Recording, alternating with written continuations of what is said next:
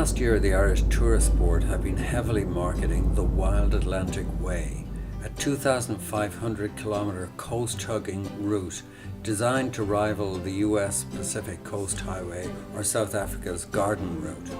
Over 3,800 road signs were erected to mark the route, and lots of supporting maps and other materials. So we did it in numerous bites, and this is an attempt to put those bites together. The Drumbag Stone Circle is part of a 24-kilometre triad of stone circles and follows a seasonal chart of the sun and moon movements. Its design is traceable to the Babylonian water clock, in which the sun crosses its own diameter 720 times from sunrise to sunrise.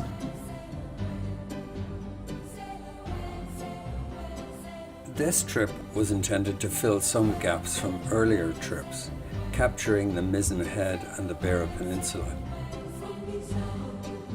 The first night we overnighted in Skibbereen at an old favourite, the West Cork Hotel, and discovered the Church Restaurant, an epic eating experience for those who expect to eat in Skibbereen anytime soon. Then we hit the sailing centre of Baltimore, and Niall wandered up to the Baltimore Beacon at the entrance to the harbour.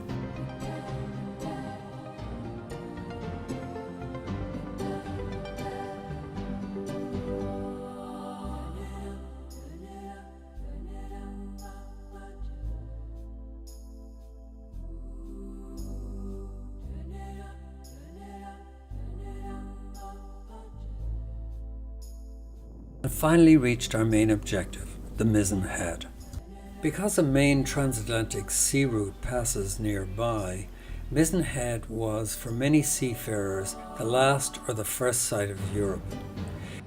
But we pushed on through Bantry and Glengariff until one more time we hit Kenmare for the night.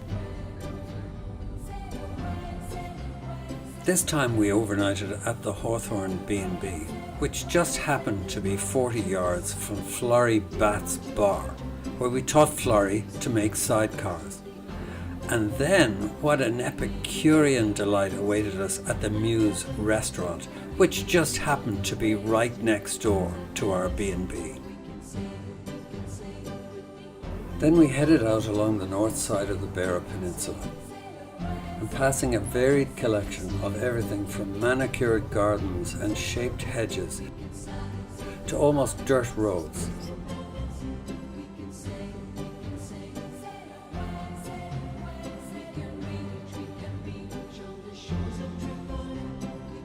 Well, we did find Dursey Island, but at least we can claim to have survived the roads and made it. Then we headed to Castletownbere for lunch, and then back to Cork. Once again we hit Kenmare and then pushed north up the peninsula to our location for the night, Carasailee.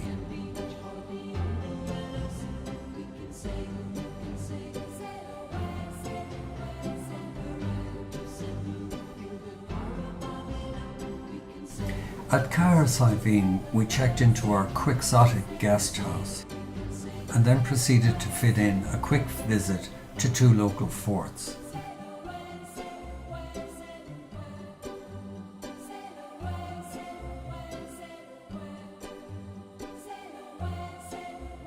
The following morning we were up bright and early and on the road to Portmagee, where Niall had fortunately got a rare cancellation for a trip to Skellig Michael. There are strict limits on the number of licensed boats allowed to access the island and on the numbers of visitors allowed each day. This was the last day of the 2016 season. Skellig Michael is a steep and barren rock 12 kilometres off the coast, and in fact only a few kilometres short of being the westernmost point of Europe. In about 600 AD, Irish monks defied the elements and built a monastery that remained in use until about 1200.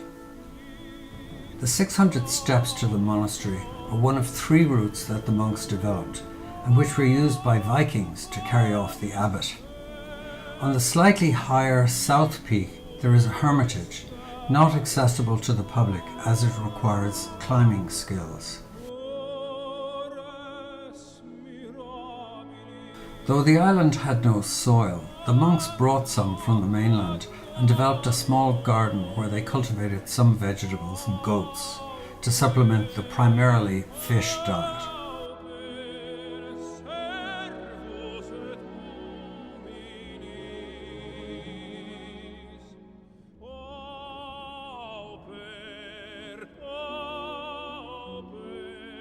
I'm wearing boots. They seem tiny.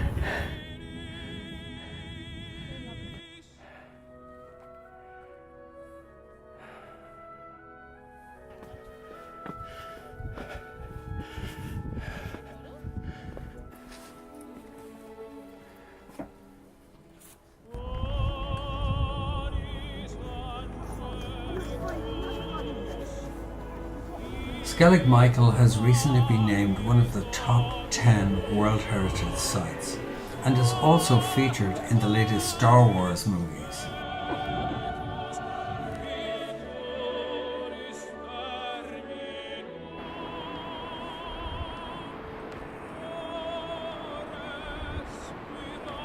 But all too soon, it was back to the mainland.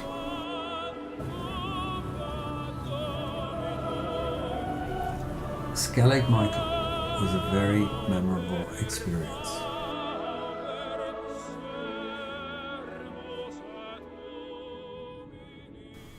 Later that day, Margaret and I went up to the Kerry Cliffs near Portmagee and got another vantage on that part of the coast.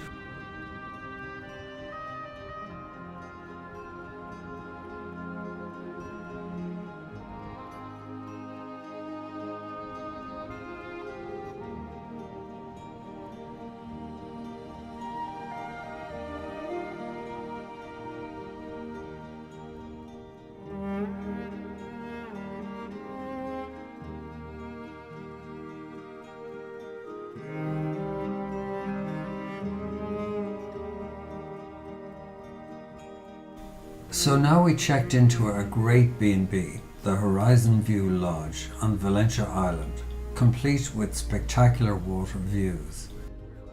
Then we took a look at Gyocon Mountain,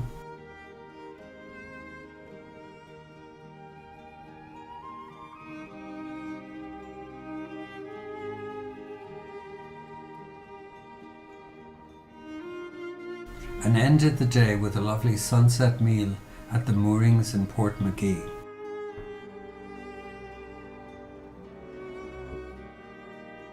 And a pint at the Royal Hotel, the only hotel on Valentia Island.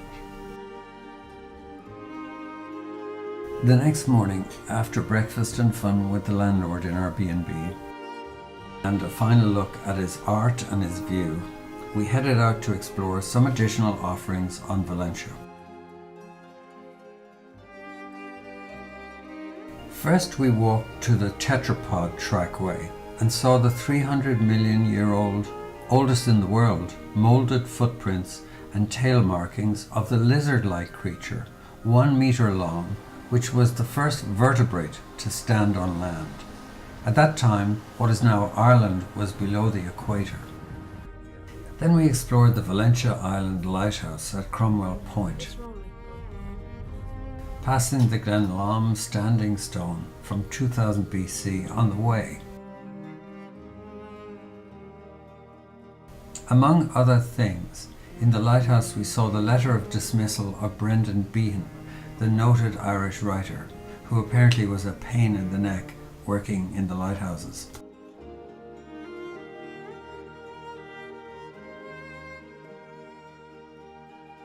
Next we visited the Slate Quarry, opened in 1816, which employed up to 400 people throughout the famine years and which shipped slate throughout the world, but notably to the roof of the Paris Opera House and the Houses of Parliament in London. The quarry finally closed in 1913 following a massive rock fall. In 1954, a grotto was erected during the Marian year. Next we visited Knightstown, Valencia's principal town, the site of the 1857 completion of the first Atlantic cable connecting Newfoundland to Ireland.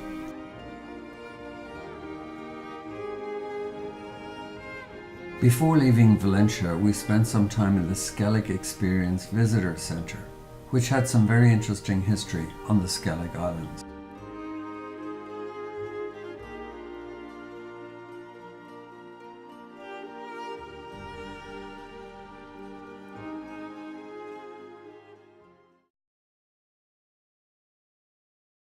The plan this time was to go to Dingle directly and overnight there, then do a pretty thorough examination of the Dingle Peninsula, including the Blasket Islands.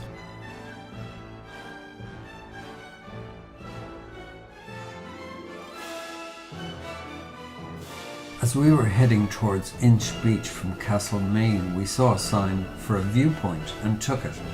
It resulted in our getting stuck on a very bad road and ending up on the wrong side of the peninsula. Just one of those things. There's a sign. Now we arrived in Anniscall, known as the place where Tom Crean, the noted Antarctic explorer, lived and operated a pub after his retirement.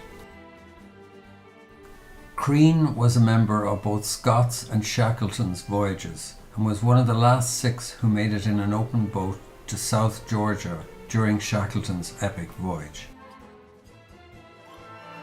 Anyway, we checked into the upmarket Dingle Skellig Hotel and quickly hit the road around Schley Head, the extreme end of the Dingle Peninsula. One of the first things we did was stop at the Stonehouse restaurant, adjacent to the 500 BC Dunbeg Promontory Fort. We examined the fort and watched their excellent explanatory film. But as we pushed out to the head, we caught our first glimpse of the Blasket Islands. The Blaskets occupy a special mystique for Irish school children, some of whose schoolbooks were written by islanders in Irish about life on the islands before they were forcibly evacuated by the government in 1953. Incidentally, Tyrraucht Island, the westernmost island of the group, is also the westernmost land of Europe, Iceland excepted, beating the Skelligs by a few kilometres. Inishtuskart is also known as Dead Man, as it resembles a reclining dead man.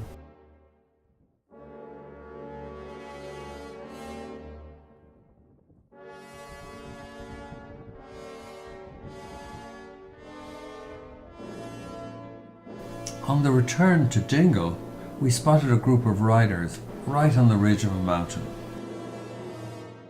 Then we had our final Dingle coffee and headed for the Connor Pass. The pass itself is 1,496 feet up a windy, narrow road.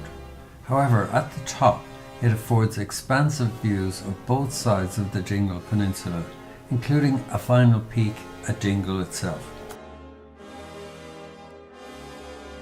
And the downward route certainly presents a few hairy moments.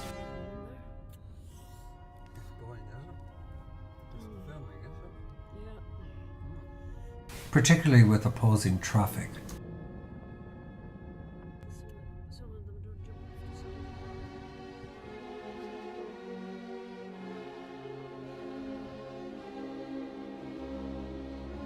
Suddenly we were looking at the uninhabited Mahari Islands in Tralee Bay from Brandon Point. Incidentally, these islands have the largest colony of storm petrels in Western Europe. But we were out of there, heading to Tralee.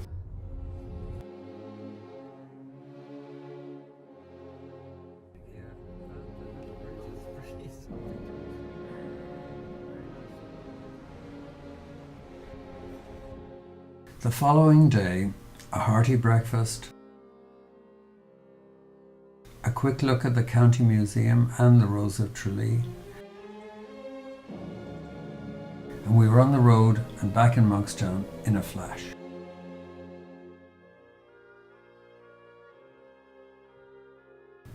Now we headed north along the coast towards the Shannon, Ireland's largest river.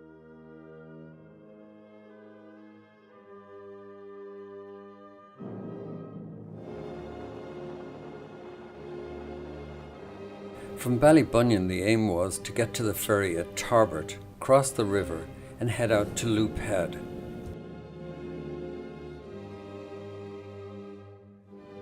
Among the places we saw was Carrigafoyle Castle, which fell to 1,400 British soldiers in 1580. Once across the river, we drove on extremely rural roads out to the headland, and can lay claim to having actually been at the lighthouse. Finally, we arrived at St. Anthony's, our German-run, art-laden bed and breakfast. Doolin isn't much of a place, but it does have Gus O'Connor's public house, since 1832, ground zero for Irish music in the West. So we ate and drank in O'Connor's, and after dinner, it's at exactly this point in the street that I ran into an Encinitas neighbour whom we had previously met at Shannon Airport. On the way to the Cliffs of Moher, we passed Donegal Castle, built in the 14th century. In 1588, 180 survivors of a Spanish Armada ship, which had foundered on the coast nearby, were hanged in this castle by the High Sheriff of Clare. 4 miles from Doolin, we reached the cliffs, and impressive they are, rising to 702 feet at their highest point. Ironically, much lesser known cliffs on Achill Island and in County Donegal are almost 3 times higher than these. A newly developed visitor centre, excavated into the cliffs, is also very impressive.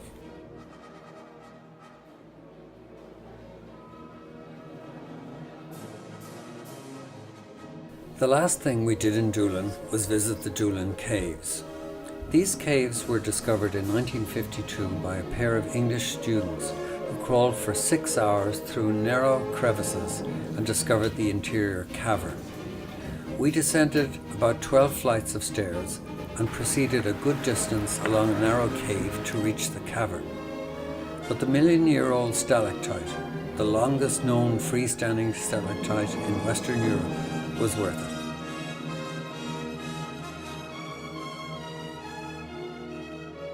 But it was time to hit the last part of our trip by heading to the Burren National Park south of Galway Bay.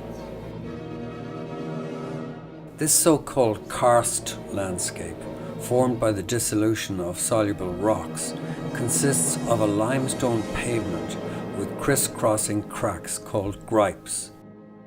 The area, totaling 250 square kilometres, supports Arctic, Mediterranean and alpine plants side by side. The Burren is rich in archaeological sites, including more than 90 megalithic sites.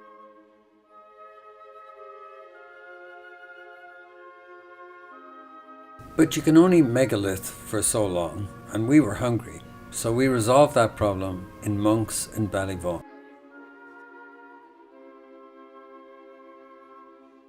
The disturbing interaction between us and our grandsons started innocently enough with this photo.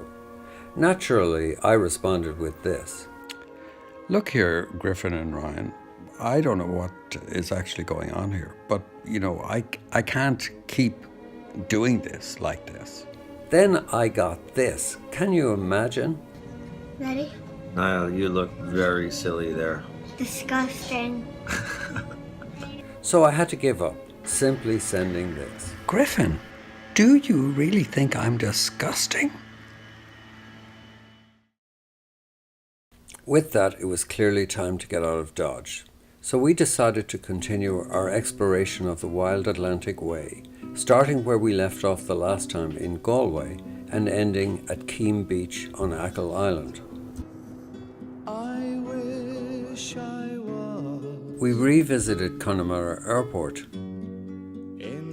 complete with its own cows, and after the 10-minute flight, overnighted in Kilronan, the only town. In Ballygrand, I would swim over the deepest ocean, only for nights. The fort consists of 4 concentric walls extending out to half a mile diameter, and despite extensive research, it is not known who built it. And I cannot swim over, and neither have I the wings to fly. I wish I had. We visited the hideaway cottage of Porrick Pierce, one of the intellectual giants of the 1916 rebellion. To ferry me over. Now we drove across some attractive mountain roads to arrive at our first overnight, the Cashel House Hotel. And what a gem this turned out to be, with lovely rooms, Now in Kilkenny, multiple beautiful gardens, it is reported waterside location, and gourmet food. on marble stones there, Not to speak of antiques up the gazoo. as black as ink. The following morning we were off to Clifton via a very circuitous coastal route. We passed bay after bay on this craggy coast, Supporter, but I'll sing no more now till I get a drink. and shortly happened on the memorial to Alcock and Brown, who on the 15th of June 1919 crashed into a bog near Clifton, thus becoming the first men to fly the Atlantic non-stop. Handsome rover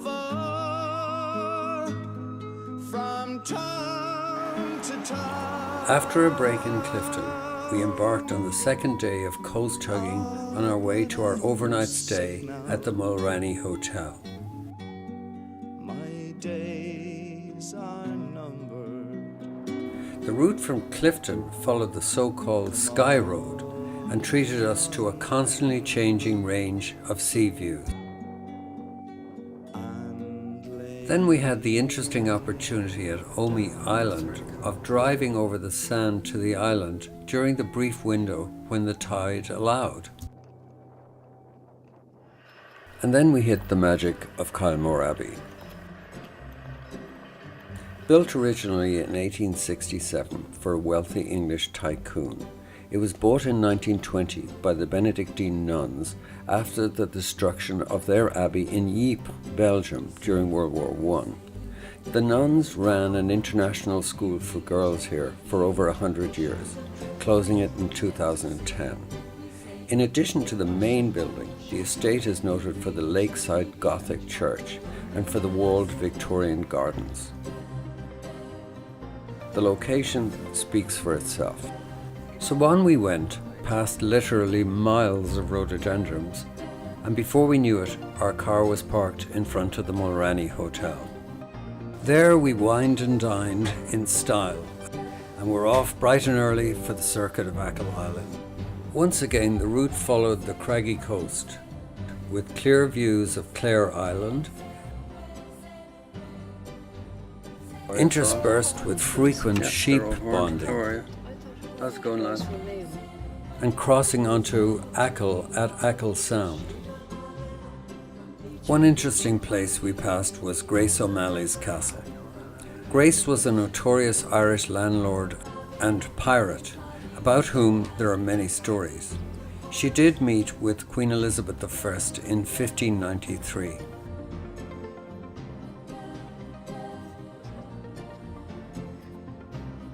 Later I climbed up part of Slieve Moor, meaning Big Mountain, to get to a megalithic tomb thought to be indicative of Neolithic man around 4000 BC.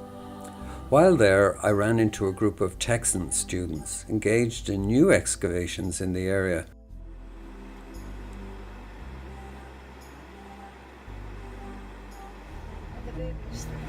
Yeah, look, the baby's having a bit of a feed right off. Having met the residents of Kiel, we pushed on to Keem Beach, our ultimate destination. Hi there, old son of a gun. How's it going? Everything okay in your department? But now it was time for the return to the relative sanity of Monkstown.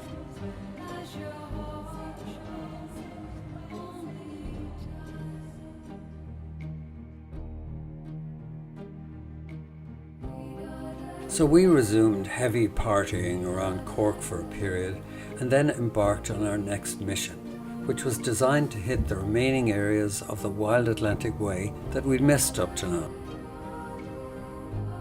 This one was a bit more complicated and involved more miles.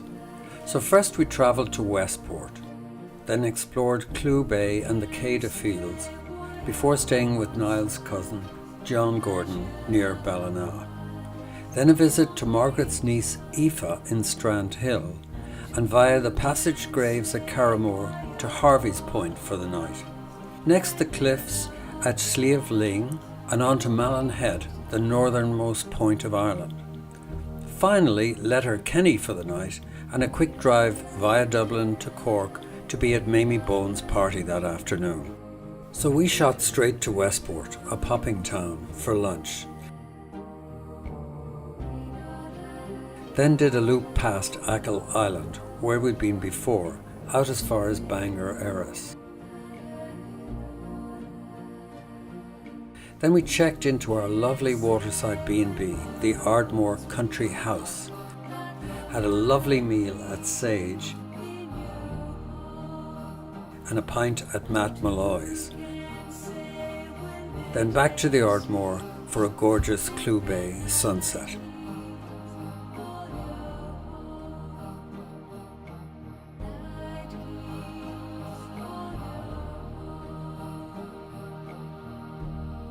Early the next day we were on a boat cruise of Clew Bay, an extraordinary bay dominated by Croagh Patrick, Ireland's holy mountain, and with over 200 islands.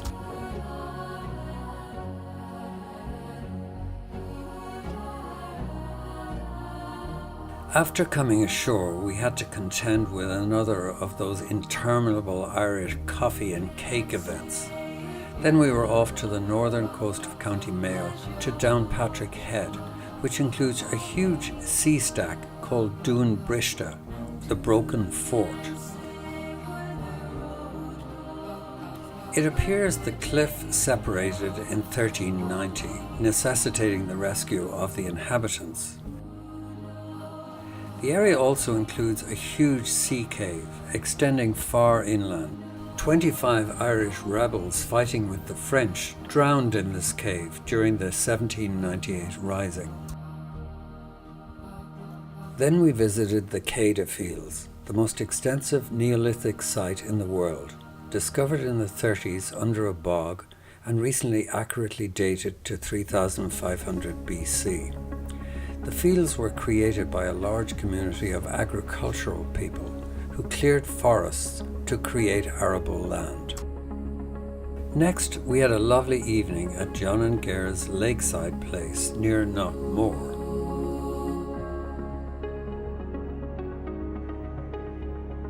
The following day, we actually succeeded in finding Aoife, Margaret's niece's place at Strand Hill, just under Queen Maeve's burial ground. Then we were through Sligo and a few miles to Carramore, one of the 4 major passage tomb complexes in Ireland. Discovered in 1779, the site measures over 1 kilometre in one direction and has over 30 monuments surrounding the main cairn, which has recently been restored. While still the subject of academic debate, One Swedish study dates the oldest monument, number 3, to 5400 BC, though there is agreement that the site dates at least to the 4th millennium BC. The sites contained various tributes, including cremated remains, antlers, unopened mussels and oysters, quartz, and small amounts of Neolithic pottery. On a nearby mountain overlooking the site stands Queen Maeve's cairn, with the Queen supposedly standing upright in her armour, ready to ward off all comers. All that Neolithic stuff generated an urgent coffee need in a nearby antique place, and also the need to document a good rain shower. Then we were off to Mullaghmore Head, now a major surfing centre, but which also includes Classiebawn Castle, home to the Earl of Mountbatten. It was here in 1979 that the Earl and his grandson were killed by an IRA bomb on his fishing boat. Hello, horsey. But we had to push on through Donegal and Killybegs until we hit Harvey's Point, one of the best places we stayed on the entire trip. Harvey's basically gave us a small house as accommodation. Excellent cuisine,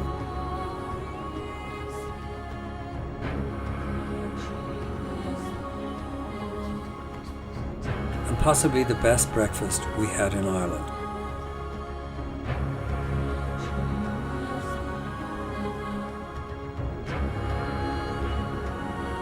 But again, duty called, so we headed to Slieve League at 1972 feet, the highest accessible sea cliffs in Europe.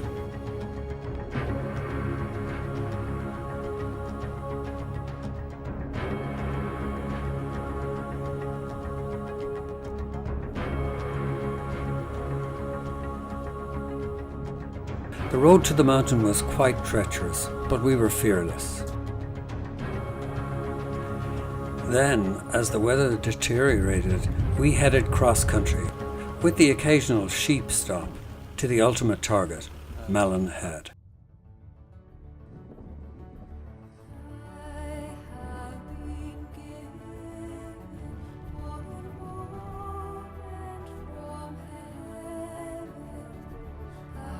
Well, we can say we got there, but we'll also have to say the weather was so bad we could hardly see anything. But we got there. So we overnighted in Letterkenny in the Clanree Hotel, and then blasted by motorway via Northern Ireland to Cork. We arrived in Monkstown at 1:30, in fine time for Mamie Bone's party.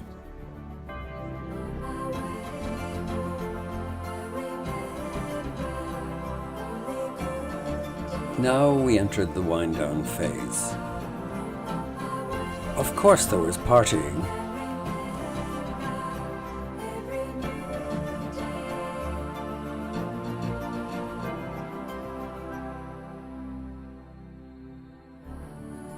About a week before we were due to leave, we did a quick skirmish to the Wicklow Mountains. We were aiming for two quick things. First, my cousin Anita's farewell party to her house in Killiney. Second, overnighting at my friend Alan Brennan's place in Enniskerry, where we planned on inspecting his garden and that of nearby Powerscourt House. Alan's garden was quite nice, but Powerscourt's, which has been judged by National Geographic as the third best garden in the world, was even better.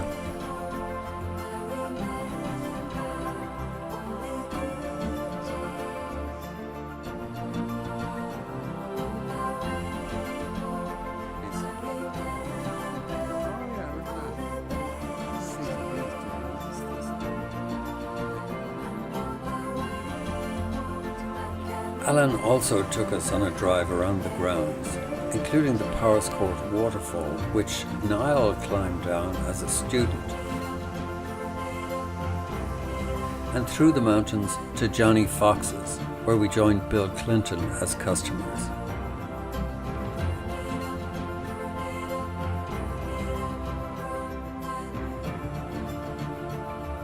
On the way home, we dropped off in Fermoy and visited Margaret's alma mater.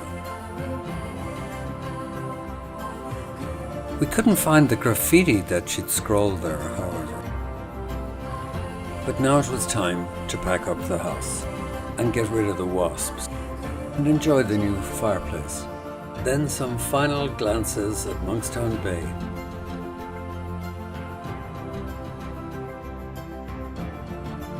And we were heading to Dublin, pausing at Kerr Castle on the way. But before you'd know it, we were on Norwegian Air and heading to Finland. But that's another story.